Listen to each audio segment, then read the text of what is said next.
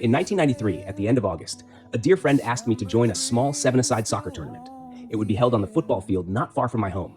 I accepted, flattered, and eager to begin. The first match was scheduled for 10:30 p.m. That cool evening, after training with my village team, I broke the rules and, without telling anyone, at 10:30 I met my friend, as promised. I was restless and excited because, usually, in those small tournaments the players were of low level.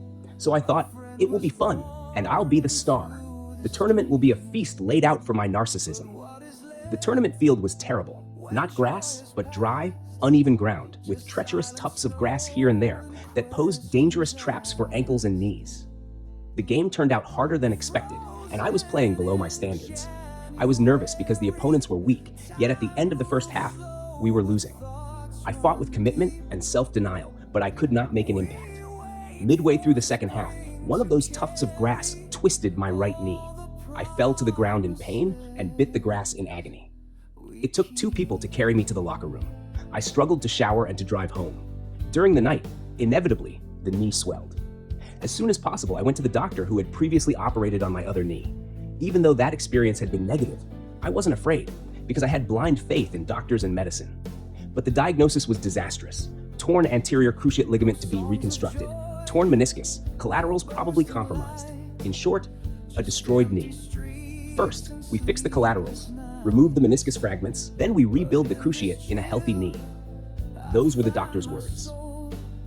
This strategy would require 6 or 7 months of convalescence and competitive recovery. On my uncle's advice, I went to Bologna to see the doctor who had operated on his wife Cinzia for a similar injury on the ski slopes. He was a pioneer of arthroscopy, and his diagnosis was gentler and more encouraging. We'll reconstruct the cruciate, and in 20 days, you'll be able to drive your car. That was what I wanted to hear, a lightning recovery. I chose the second option, even if it meant paying. I was operated on at the end of September under general anesthesia. 2 days in a private clinic, 2 weeks of physiotherapy. The recovery was astonishing. On the 21st day, with crutches, I went alone to the nursing home where I was doing community service. In the inactivity, the hours were long and boring, but time was my ally. Every day I regained function and strength. First physiotherapy, then walking, finally cycling. The only setback was a strange high fever, gone in 2 days. By January 1994, I was ready for my first training session. Customized, of course, lots of running to get back into shape. I was eager, couldn't wait. That first evening, I walked out of the locker room covered in camphor oil, which I loved for its fragrance and the shine it gave me. Hairless, the oil made me gleam. I looked like Anna Oxa at the Ariston in 1986. I was all alone and could use the main field, the one for Sunday matches. The field was frozen, wrapped in a light fog. Empty, perfect, all for me. It looked like an untouched Saint Honoré cake. The cold air entered my nose, chilled my back, and attacked my bare legs. That frost was a pleasant enemy, but I knew it would vanish after the first laps of running. That evening, the assigned exercise was simple, light jogging alternating with brisk walking. I was ready to achieve a record recovery. 2 months and 15 days after surgery, I could run. After 10 to 15 laps around the field, my vision blurred. I walked to recover, but the problem returned. I couldn't understand. This had never happened, and no one was able to help me. My sight dimmed, and I had to abandon the session. What was happening? Why? That night began my ordeal. The vision in my left eye remained clouded, yet no doctor could find explanations or solutions. Soon, the symptoms worsened. They severely damaged coordination between sight and limbs. Ball sports were forbidden, tennis, football, even ping pong. My body abandoned me, my mind filled with questions. I consulted the best eye doctors, paying, but without answers. One private doctor with a huge fee diagnosed a spot on my retina. Maybe from a ball hit, he said, but it wasn't plausible. Those laps on the field were the epilogue of my career. Every fiber of my body screamed surrender. The signals were obscure. My left eye seemed wrapped in a weightless veil. Hands and feet no longer communicated with my brain, a dense fog that foretold nothing good. Every day I imposed physical and mental tests on myself, but reality showed its ruthless face. One evening I accepted Gianluca's invitation, the bastard, to a bowling game. He, a clumsy athlete, was competitive at everything that night. I, who had always had sublime control of my body, felt trapped in a foreign incapacity. At ping pong, it was a nightmare. Every mistake was a message of anxiety, a disturbing signal that something dark awaited me. Getting off the bus was another humiliating test. I had to wait until it came to a full stop.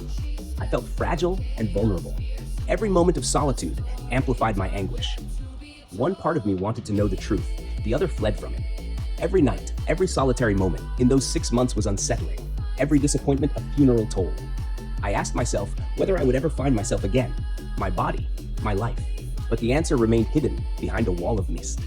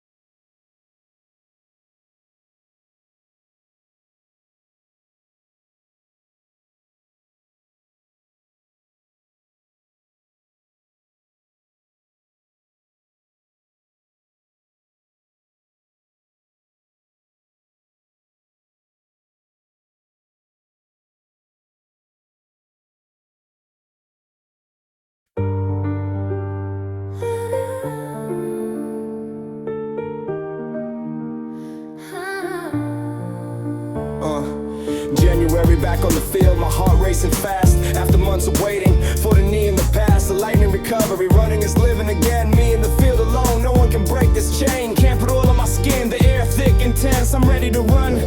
This is my essence, a kick to the ball, a deep breath to hold. Finally free, master of my world. The first laps are quick, then my vision goes gray. Suddenly without reason, joy fades away. I stop, I restart, but the problem persists. A shadow grows longer, no one assists.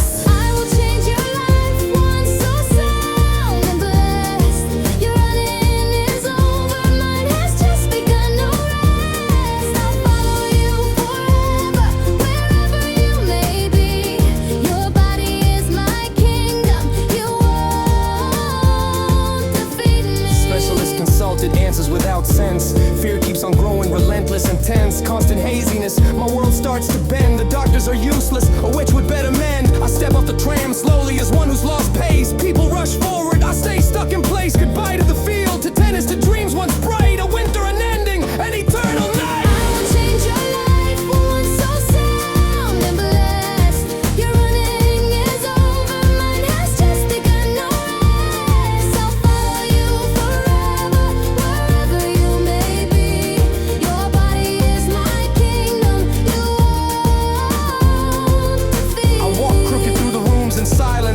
Stays on, but won't clear my doubts. Every step feels like a trial, every move a test, but no one can tell me what I've got. They watch me, they scan me, they give random names, but never the right one. I will change your life, one so sound and blessed. Your running is over, mine has just begun. No rest, I'll follow you forever, wherever you may be. Your body is my kingdom, trembling, my feet lose their ground. My left eye grows dimmer each day that comes around. I try to explain, but they seem deaf to me. Every visit's a wall, not a key. I'm fading away in small broken pieces, and no one really sees it. I will change your life, one so sound and blessed. Your running is over, mine has just begun. No rest, I'll follow you forever, wherever you may be. Your body is my kingdom, you won't defeat. Then one day a tingling like needles in my arm woke me up from that limbo of alarms. It wasn't just discomfort, it was a sign, a shock through my body, straight to the spine. The doctors exchanged their glances at last. They finally saw it, but I could not grasp. I will change your life, one so sound and blessed. Your running is over, mine has just begun. No rest, I'll follow you forever, wherever you may be. Your body is my kingdom, you won't defeat. The sentence arrived without a commotion, a word long cold, carrying no emotion. Sclerosis knocked softly, then came through the door and claimed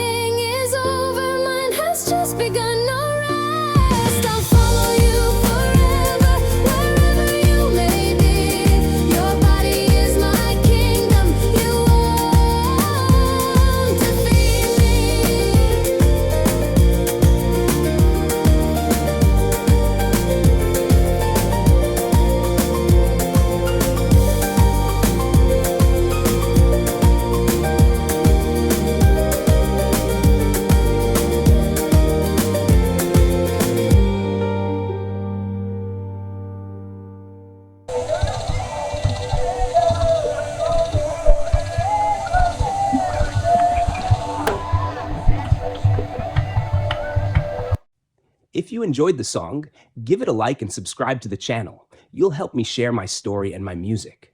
Thank you from the heart.